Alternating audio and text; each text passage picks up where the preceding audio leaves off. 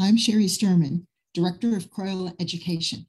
We're excited to share this series, CreativeSpaforTeachers, with everyone who educates children. This is a special time and place where you can rejuvenate, refresh, and rekindle your creative spirit. While you're enjoying these energizing creative experiences, you're also going to get some great tips on how to celebrate that playful creativity that radiates from kids.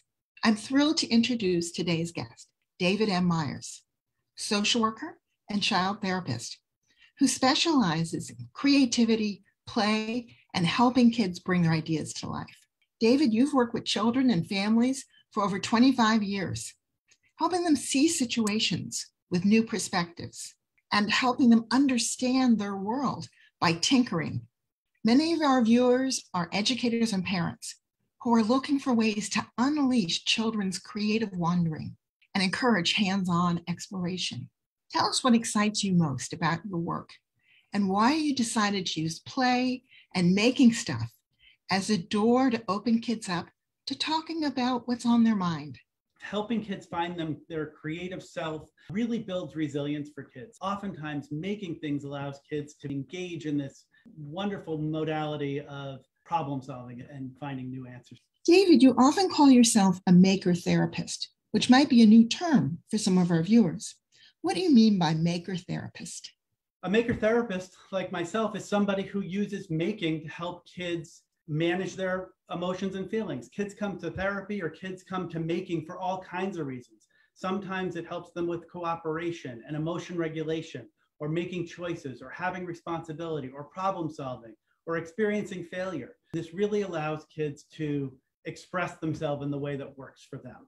So a buzzword in education over the past, say, 5 or 10 years has been makerspace. Some schools have a special place in the building where students can visit once a week with their class to make innovative projects. Well, we love any and all opportunities that people have to create. You and I have chatted about some of the unintended consequences of having only one place in a school dedicated to a makerspace, because we believe it's important for kids and adults to know that creative tinkering can happen anywhere and everywhere, not just in a specially designated makerspace. An important message that you share is that everyone has a personal makerspace in our mind. Help our viewers understand what a maker mindset is and how they can explore tinkering and playful design anywhere and everywhere. We do have an opportunity to really express ourselves in all venues, at home, at school, on the playground, in a therapist's office, everywhere. Making can happen anywhere with anything, and really should, because it allows kids to really find creative ways to express themselves and work through life's difficult problems or playful problems. It's great hearing you proclaim that we can explore new ideas wherever our maker mindset takes us. Now let's talk about another myth that might be holding people back. Some teachers and parents worry that they can't embrace the maker movement because it would require a 3D printer and lots of expensive tech supplies. Tell us your approach to handcrafting things from household materials and items that might otherwise have been discarded. Say, for example, when you said if buying a 3D printer isn't on your agenda right now, that a substitute for that might be a collection of cardboard boxes and recycled yogurt cups that can be covered, decorated, and built into anything in any way. Absolutely. You do not need any expensive equipment whatsoever. Some of those things with today's technology are interesting and useful, but I prefer beautiful junk, where we gather all the things that are laying around our house, from yogurt cups to cardboard, to tape, to rocks and sticks, and putting them together in a creative way that expresses ourselves. Kids are focused on their electronics these days and too focused on what's going on in front of them, rather than reaching out and expanding themselves to be creative, which is a hallmark of resilience. So I really want kids to express themselves and show what's going on for them, both in their head and their heart and with their hands. Love that. You actually have the child being more of an active instead of a passive creator there. Beautiful. And David, your approach to this whole maker mindset and making experience is deeply rooted in your expertise in child development, social emotional learning, and mental health. How are those really at the heart of the Maker movement? Social emotional learning is really important for kids to understand and develop as part of their childhood. We work here in what I call distracted connection. We sit together, we're cooperating, we're working together, yet separately. And I think that the knowing and the creation is happening as a co-creation, yet also singularly with kids, to be able to put forth what's going on in their mind. It's a hallmark of Winnicott's work and developmental theorists through time about what kids need to express themselves and grow and develop into healthy kids and healthy adults. So let's talk specifically about some of these social and emotional, peeling back what some of that is: confidence in yourself, resilience to move forward when you encounter an obstacle, and learning from mistakes, which we often call growth mindset. Because not everything that we try to make will work out, sort of like life. So how does having disposable mistakes, right? Mistakes that we can toss away and learn from, those oops moments, how does that help kids and adults?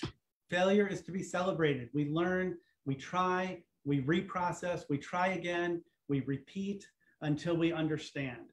Growth mindset is all about developing new ways of doing things and finding creative approaches to our problems, getting new perspectives. I think that we need to fail, we need to learn, we need to grow. That's how we move forward. Kids, parents, and families have gone through a lot since the pandemic started in 2020. How can a maker mindset help everyone deal with stress and uncertainty that we're facing right now? The pandemic has made uncertainties for a lot of people, and for kids to be able to have an opportunity to work on understanding their struggles through metaphor really helps them understand what's going on in themselves. Sometimes it's a guided approach by a therapist, a parent, or a teacher, and sometimes it's just kids working through what's going on for them, repeating something in their play until maybe it comes out differently, and you can see they've now understood or mastered what's going on for them. So I think that allowing kids to have the opportunity to process and get their hands dirty and do things and be active really helps them understand who they are in this changing world, and to feel some stability and security in that. Now that you've got us excited about the benefits, let's give kids, teachers, and parents some practical tips for how to get started. Please share some advice on what to gather and then how to make sure that the maker supplies are safe and accessible for kids. The world is your oyster with your maker space. Whatever you have laying around is super valuable. You can find things in your cupboard, from beans and rice to you can find things in your basement. Boxes are the most amazing transformative supply. All kinds of marking utensils, pencils, crayons, markers, paint, any of that kind of stuff. Or go outside, find some sticks and acorns and rocks, and you can build and create anything. Let kids do it with you or for you. So now that our viewers have thought about the stuff, please share some advice about how to empower kids as decision makers. And you just alluded to it, let them take the lead on gathering the stuff. But it goes also a step deeper, because we want them to collaboratively establish what we call maker norms, often referred to as the rules. And when rules are mutually designed, where kids have input, that really helps set those behavior expectations on how to interact when you're doing making. Kids really need to be co-creators or take the lead for sure when they're creating things. Sometimes it's helpful to provide, I call them sentence stems or starters, so that we can get started on something. But kids absolutely need to take the lead on what's going on in their space. Their issues, their thoughts, their feelings will come out through the play. It's a skilled collaborator, which is what I am and what you are, who will help facilitate and guide that, but really listening to the child and their cues about what's important to them, and not always interpreting it, but asking them, what is this like for you? What does this mean to you? And not to assume that a scribble is, oh, what is that? It may be, I like the way you use green there. Tell me about that. Let them bring forth what's going on for them. Such good advice. Yet letting the kids lead. Adults, We often need to be reminded that we don't need to set all the rules or make all the decisions. They're going to follow them when they help establish them. So best to listen to kids, learn from them, and work together on those safety guidelines and maker norms. Now, everyone is eager to get started making, right? Tell us about the first project that you'll be sharing and demonstrate how you made it. So an easy first project to do if you're interested in doing some maker stuff, this is a scratch off. So you can take some paper and mark it up with some beautiful colors, cover it with either an oil pastel or a crayon. And this is a project that we've been doing here in the office. I just wrote the sentence stem, I am, and then left this out. And a bunch of kids have written what they feel like they are as they come through the office. So writing, I am willing or happy or strong or creative. This is just a simple project that lets kids put out there what they're feeling or what they're thinking, just as a beginning tone setter for our sessions. But that could also be done at home in lots of different ways, or pictures could be drawn on it. Draw a picture of how you're feeling today. Draw or scratch, actually, what's going on for you. One child took it a little bit further. She wanted to make a feelings box. And on the top, she wanted to use that, and she scratched in, I'm not sure the camera will pick it up, but it says, I'm in charge of my feelings. And what she decided to do was to put feelings in here that were unacceptable at that moment and were feeling too overwhelming. So worry went in there, fear went in there. And then the wonderful thing is we could pull them out and talk about them in a controlled way when it wasn't feeling so overwhelming. She also then decorated the box and said, feelings come in different shapes and colors. Be proud of who you are, all feelings and people belong. And I thought it was just a beautiful way for her to kind of feel in control of her feelings through using art and materials that were laying around the office. This is an old tissue box. Love that the feelings go inside the box, and then when they're pulled out, you can discuss them. And at Crayola, we find that scratch off art works really well when you put a thick layer of crayon down, can be those like patches of crayon color, and then paint a coat of black paint on top, giving it time to dry, of course. And then it can be scratched off just with an unfolded paper clip, not too sharp a point, but it's very effective in scratching off that black paint so that the bright crayon shows through. So what's lovely there is you're revealing that there's something going on inside, right? So you've got this cover that you think you can't see through, and then you do, as you scratch off, get to see what radiates from inside. Beautiful metaphor. And I'm excited about your second demo. It really ties into what we were talking about before about a makerspace can be anywhere. It's really a maker mindset. So show our viewers your mobile makerspace that can go anywhere from the kitchen table to the backyard or a park. And, if it's size that can fit in a backpack, it even could go to school. So I made one that I've taken to a school with me before. This one has from sticks from outside. It has some chopsticks in it. It has a bag of rice in it. It has toothpicks. It has glue and scissors and markers and balloons and wood and beads and scraps of wood. It has stickers, and it actually has a whole pile of Legos here. It has just an array of materials, and it can really, an old clock. It can have anything that you have laying around. Here in the office, we have much more equipment, as you can probably see all around me. It's kind of a wonderfully overstimulating environment of stuff to be able to imbue some creativity for kids. But this can do the very same thing. You can make the same thing at home in your kitchen or in your backyard or wherever you are and take it with you.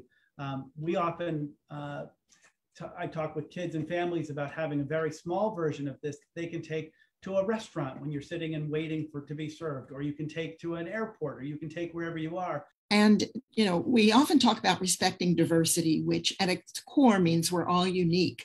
We have different learning styles. So your mobile maker spaces are going to be really different, respecting the fact that we're attracted to different materials, we have access to different materials, and we even have different ways we like to be organized.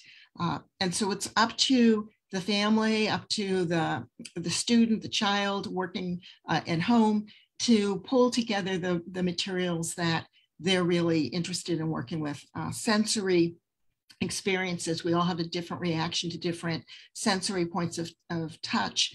a little bit of sandpaper, some cotton puffs. Those can be really sensory experiences that also fit into this notion of we're all unique and have different styles. So while David and viewers are thinking about and starting to gather materials for the projects, I have a special message for teachers and parents.